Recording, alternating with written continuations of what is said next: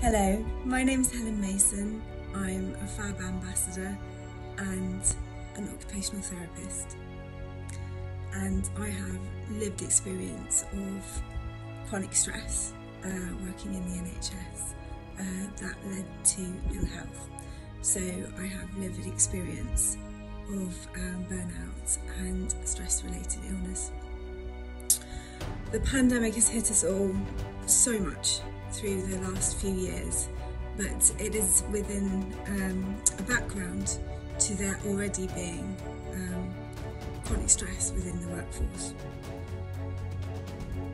So the pandemic has really traumatised a lot of us as staff within the NHS, which has a ripple effect on lots of people, including our families and extended families.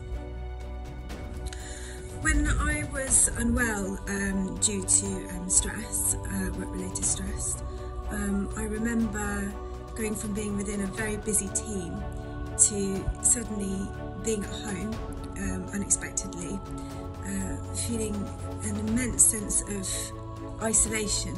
I think one of the hardest things was the quiet, going from a very busy daily environment and busy home life to suddenly being the only one at home. I remember feeling an acute sense of disconnection, and I also had feelings of fear and guilt and shame that how could this happen, because I didn't see it coming, which often happens to people who have experienced difficulties of this kind. I can remember at the time feeling very guilty, and so guilty that the natural thing that I think would have really helped me at that time, I didn't do, because I felt if I went out and walked in nature or was going out and doing things, that felt really wrong, because it was time that should be work time. And if my pledge this year does anything, I would like it to really challenge that notion that you are on your own, because you're not. You weren't on your own before the pandemic. There were lots of people who, like me, had to stop for a while. But now, post-pandemic, even more of our workforce are really finding it challenging. You're not alone. And this year, with our pledges, I hope to offer a space for us to come together. For those who would like to look at what self-care is, but in a way that is really relevant to us. So I've actually called it guerilla self-care, because self-care gets bantered about a lot, and what does it actually mean, really? I used to get lots of emails, I'm sure you do, in your inbox about looking after ourselves, but actually I think it needs to come from within, that curiosity, and I think it's helpful when it's tribal. So it's when people who have really been there and currently experiencing and have recovered come together, that we can make a real change for each other. The thing that actually got me out of my black hole, or away from my black dog as we sometimes refer to it, was to actually think, right, Helen, you've been an occupational therapist for 20 years, this is your chance to do OT on yourself.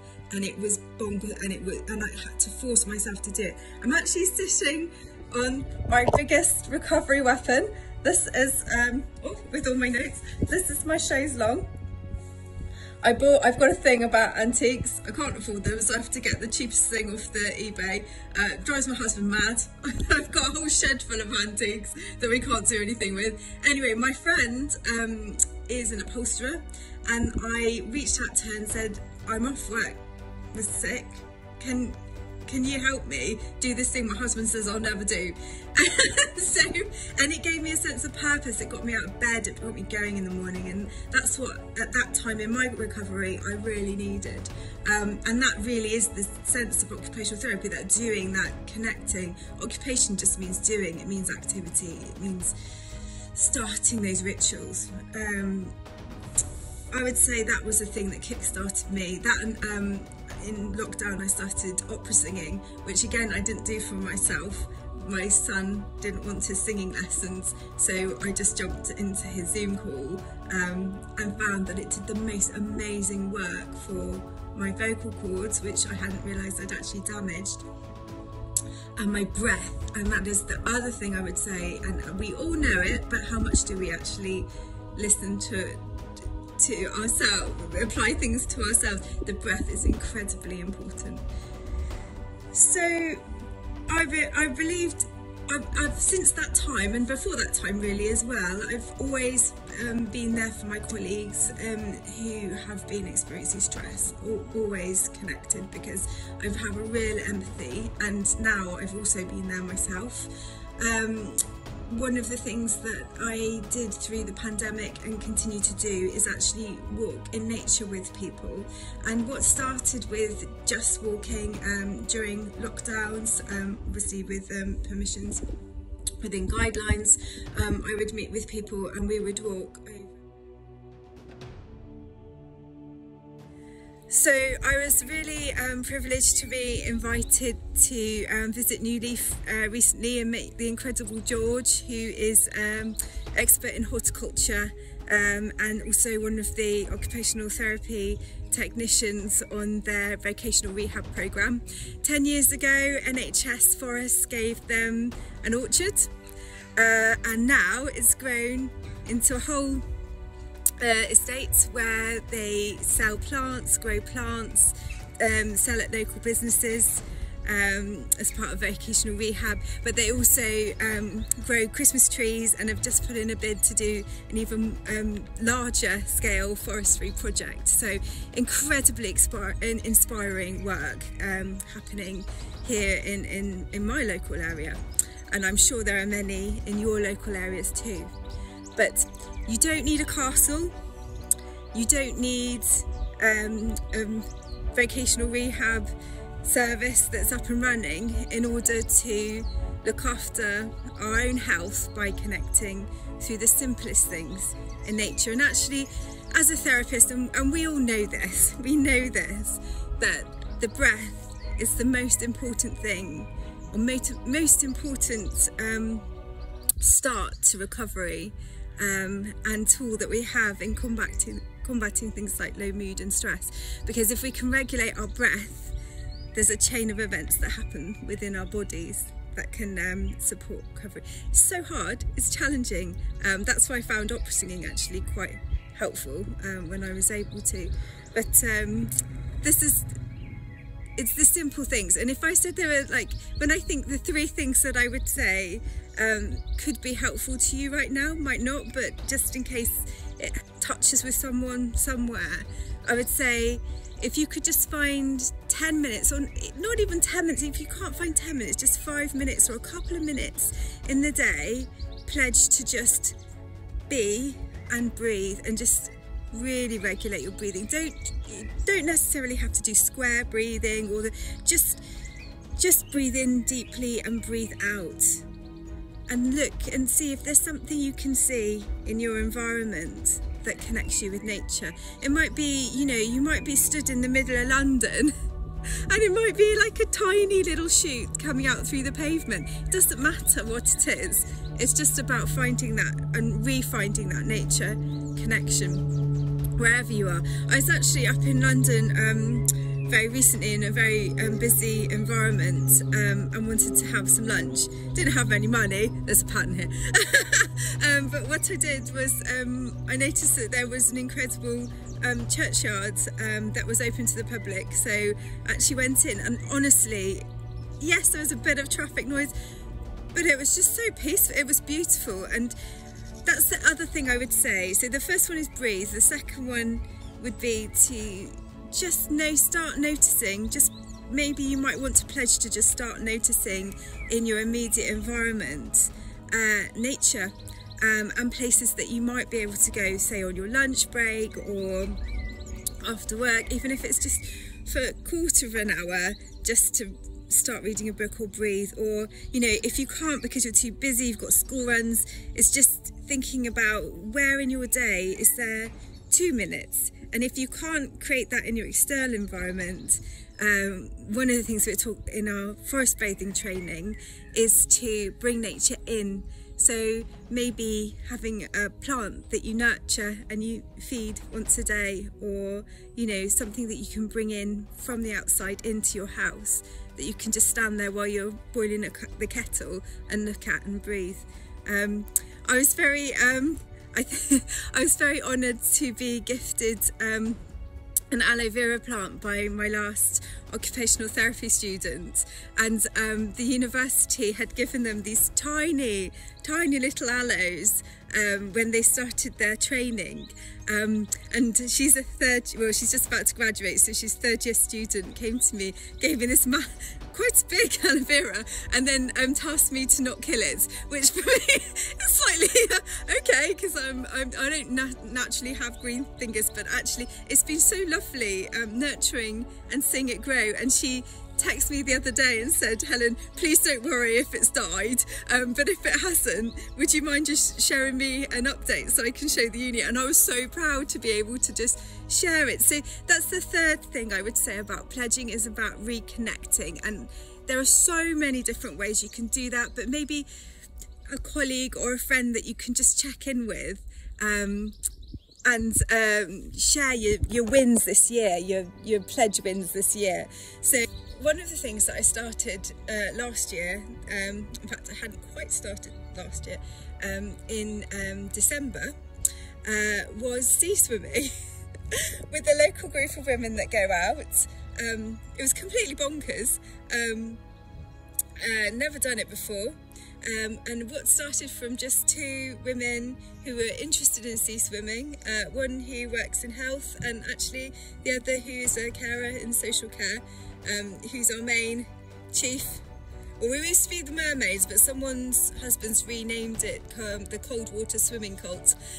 So she's our main cult leader now.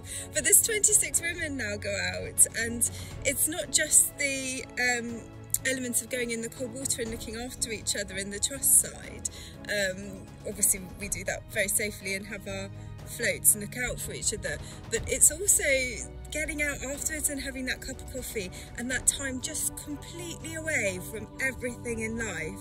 When you're in the sea, it's just away from everything. And I would never ever have thought that someone like me, who's not the best swimmer, not particularly fond of changing rooms and getting changed and things, would be doing that. So you may surprise yourself this year as you pledge. And if you want to join in with the pledges for guerilla self-care, certainly sea swimming was definitely a guerilla activity for me. It felt very rebellious, because it means my husband looking after the children and me just going out on my own, and that was quite an alien concept of actually having that free, allowing myself that freedom. Just for even half an hour, 45 minutes, made such a difference. So you may surprise yourself what that guerilla activity is for you. But if you'd like to join us, you're very welcome to share, because actually by sharing you inspire other people to explore what would be helpful for them and inspire others, and it's like a chain effect. And I don't think that can go from top bottom. I don't think higher management saying do this, do that. No, I think this is a tribal movement to help us to start to address some of this trauma that we have been through in the last few years. And hopefully by doing that we model really good practice for our patients as well, and clients that come through, because they're going through it and have been through it too.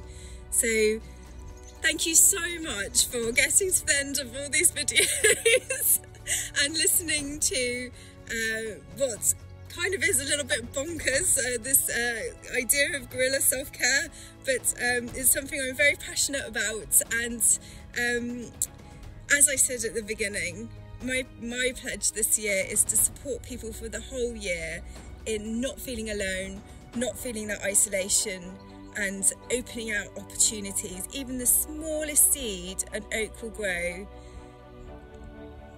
Pledge for the year, and be kind on yourself. Okay, thank you.